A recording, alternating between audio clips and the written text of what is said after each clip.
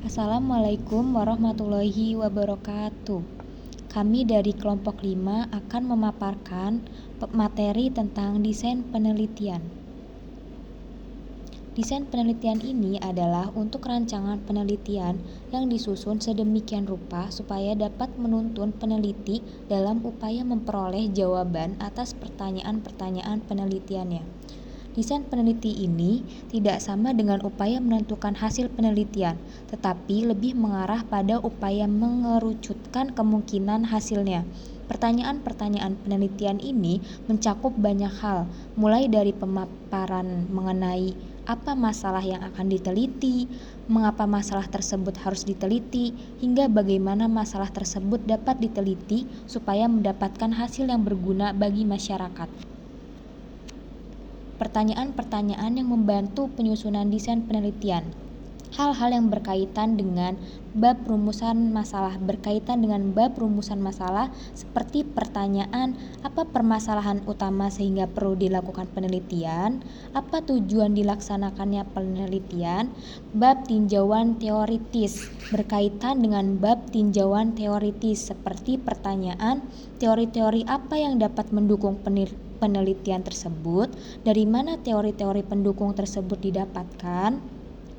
Perumusan hipotesis berkaitan dengan perumusan hipotesis seperti pertanyaan apakah penelitian ini memerlukan hipotesis, apa dasar yang digunakan dalam merumuskan hipotesis. Penentuan variabel dan sumber data berkaitan dengan penentuan variabel dan sumber data seperti pertanyaan variabel apa saja yang akan diteliti, dari mana sumber data akan diperoleh. Bab pengumpulan data berkaitan dengan bab pengumpulan data seperti pertanyaan data apa saja yang harus dikumpulkan, bagaimana bentuk instrumen untuk mengumpulkan data.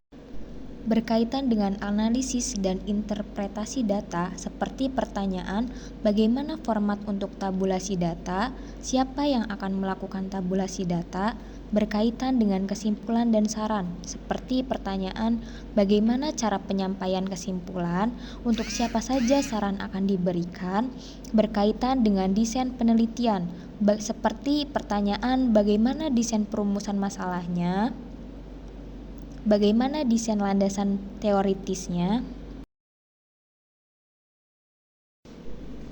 Selanjutnya yaitu fungsi desain penelitian. Poin pertama yaitu menguji hipotesis penelitian. Dalam hal ini, desain penelitian lebih mengarah pada teknik analisis statistik yang tepat untuk menguji hipotesis sekaligus menjawab masalah yang dibahas dalam penelitian tersebut. Tidak hanya itu saja, desain penelitian juga berfungsi untuk penentuan dalam pengambilan kesimpulan. Yang poin kedua yaitu mengontrol VS, variabel sekunder. Desain penelitian nantinya akan mengarahkan tentang bagaimana cara meminimalisir variabel-variabel di luar variabel sekunder. Poin yang ketiga yaitu sebagai pegangan bagi peneliti. Dalam hal ini, desain penelitian dapat memberikan pegangan atau pedoman yang lebih jelas terutama kepada peneliti ketika tengah melakukan sebuah penelitian. Ibarat membangun rumah, kita tentu memerlukan desain yang memuat bagaimana bentuk, ukuran, bahan, lama pelaksanaan, hingga biaya yang akan diperlukan. Nah, ketika hendak melakukan sebuah penelitian juga harus dipersiapkan sedemikian rupa. Poin yang keempat itu untuk menentukan batas-batas penelitian. Desain penelitian juga dapat berfungsi untuk menentukan batas-batas penelitian yang berkaitan erat dengan tujuan. Apabila tujuan tidak dirumuskan secara jelas, maka penelitian juga akan seakan-akan tidak ada ujung pangkalnya. Nah, dengan perumusan tujuan yang jelas, maka penyusunan desain penelitian juga akan lebih mudah karena peneliti dapat memusatkan perhatiannya ke arah tujuan yang lebih efektif. Poin yang terakhir yaitu sebagai gambaran akan kesulitan yang mungkin dihadapi. Desain penelitian juga dapat berfungsi untuk memberikan gambaran akan kesulitan apa yang mungkin dihadapi oleh peneliti. Nah, melalui desain penelitian ini, nantinya peneliti dapat memikirkan cara-cara mengatasi pada kesulitan atau masalah yang sekiranya akan dihadapi. Selanjutnya yaitu klasifikasi desain penelitian. Pengelompokan atau klasifikasi dari desain penelitian itu beragam apabila dilihat dari berbagai sudut pandangnya, mulai dari berdasarkan metode pengumpulan datanya, menurut tujuannya, hingga dilihat dari pengendalian variabel-variabel yang akan dilakukan oleh peneliti. Nah, berikut klasifikasi dari desain penelitian. Poin pertama, berdasarkan rumusan masalahnya. Yang pertama, penelitian eksploratif. Yang kedua, penelitian uji hipotesis. Metode pengumpulan data. Yang pertama, penelitian pengamatan. Yang kedua, penelitian survei. Yang ketiga, pada pengendalian variabel. Yang pertama, penelitian eksperimental. Yang kedua, penelitian ex post facto. Terus yang terakhir, berdasarkan tujuannya.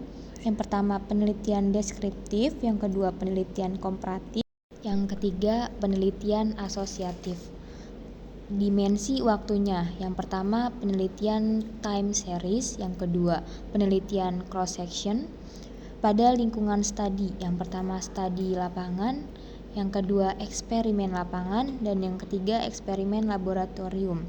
Jumlah kontak, yang pertama penelitian cross sectional, yang kedua penelitian sebelum dan sesudah, dan yang ketiga penelitian longitudinal.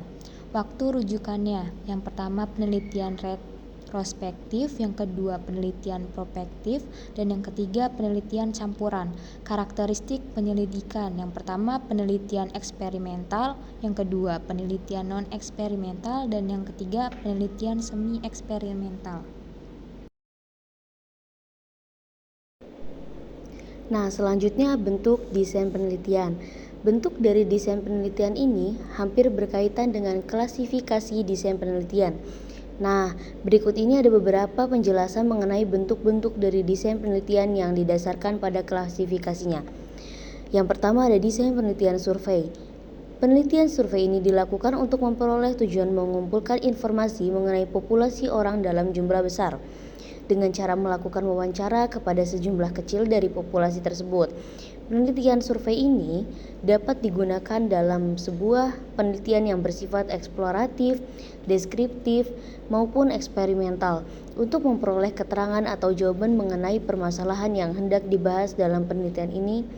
Tidak hanya dapat menggunakan teknik wawancara saja dibahas dalam penelitian ini, tetapi juga dengan angket, observasi, atau kombinasi atas beberapa teknik yang ada.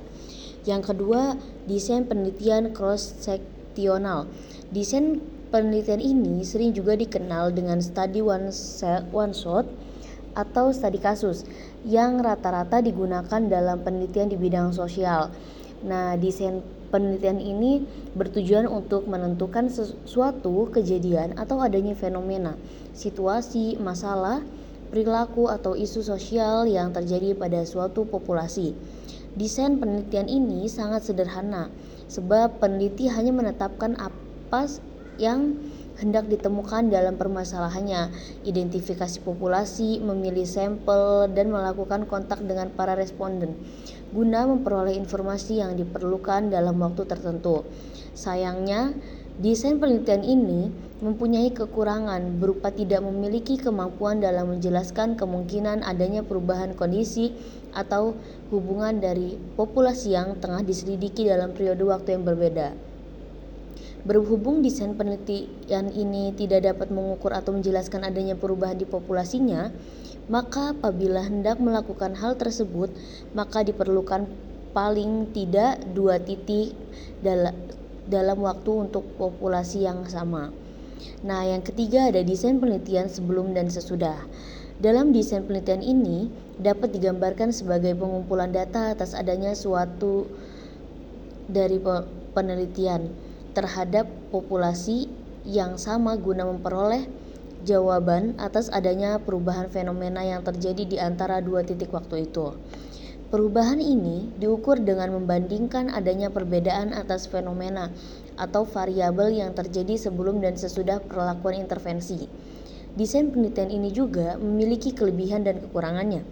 Dalam hal ini, kelebihan yakni yang dapat digunakan untuk mengukur perubahan situasi, fenomena, isu, perilaku, dan permasalahan yang terjadi di dalam suatu kelompok masyarakat pada 2 titik waktu yang berbeda. Desain penelitian ini juga sebelum dan sesudah ini biasanya digunakan dalam penelitian yang berkaitan dengan efektivitas suatu program dalam masyarakat. Kekurangan dalam desain penelitian ini beragam, mulai dari kemungkinan biaya penelitian yang tidak murah, adanya perubahan populasi dalam 2 titik waktu tersebut, hingga adanya efek reaktif atau efek regresi pada jawaban yang diberikan oleh populasi. Dan yang keempat yaitu desain penelitian longitudinal. Apabila dalam desain penelitian sebelum dan sesudah itu tidak dapat menjelaskan pola perubahan yang terjadi, maka desain penelitian ini dapat digunakan untuk menentukan pola perubahan tersebut, terutama yang berkaitan dengan waktu. Dalam desain penelitian ini, studi populasi dilakukan secara berulang atau berkala, terutama dalam interval waktu tertentu.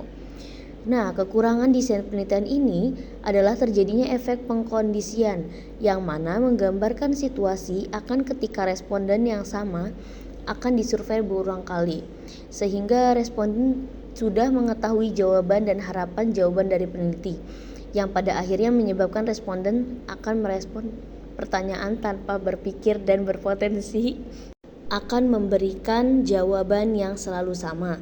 Meskipun begitu, desain penelitian ini juga memiliki kelebihan berupa memungkinkan peneliti menentukan pola perubahan dan peroleh informasi yang faktual secara berkesinambungan. Nah, yang kelima yaitu desain penelitian retrospektif. Dalam desain ini akan cenderung mengamati atau menyelidiki suatu fenomena, masalah, atau isu yang terjadi pada masa lampau. Biasanya di dalam penelitian ini peneliti akan meminta responden untuk menjawab pertanyaan atau wawancara untuk menggali kejadian atau fenomena yang terjadi tersebut. Desain penelitian ini cocok digunakan untuk penelitian di bidang sejarah atau sosiologi. Yang keenam, ada desain penelitian prospektif. Desain ini lebih condong pada penelitian atas kejadian suatu fenomena, situasi, masalah, perilaku, atau dampak akan fenomena pada masa yang akan datang. Berbanding terbalik dengan desain penelitian retrospektif. Berhubung fenomena yang akan diteliti terjadi pada masa yang akan datang, maka penelitian ini harus menunggu adanya perlakuan yang memberikan dampak atau pengaruh terhadap suatu populasi. Nah, yang terakhir yaitu desain penelitian campuran. Campuran dalam desain penelitian ini adalah gabungan antara retrospektif dan prospektif yang fokus pada kajian pola suatu fenomena di masa lampau dan mengamatinya untuk di masa depan. Nah, itulah ulasan mengenai apa itu desain penelitian beserta bentuk-bentuknya yang dapat diterapkan dalam penelitian. Namun, perlu diperhatikan bahwa sebelum menyusun desain penelitian ini harus dicocokkan terlebih dahulu dengan variabel penelitian yang ada. Mungkin cukup sekian dari kelompok 5, kurang lebihnya mohon maaf. Billahi taufiq wal hidayah. Wassalamualaikum warahmatullahi wabarakatuh.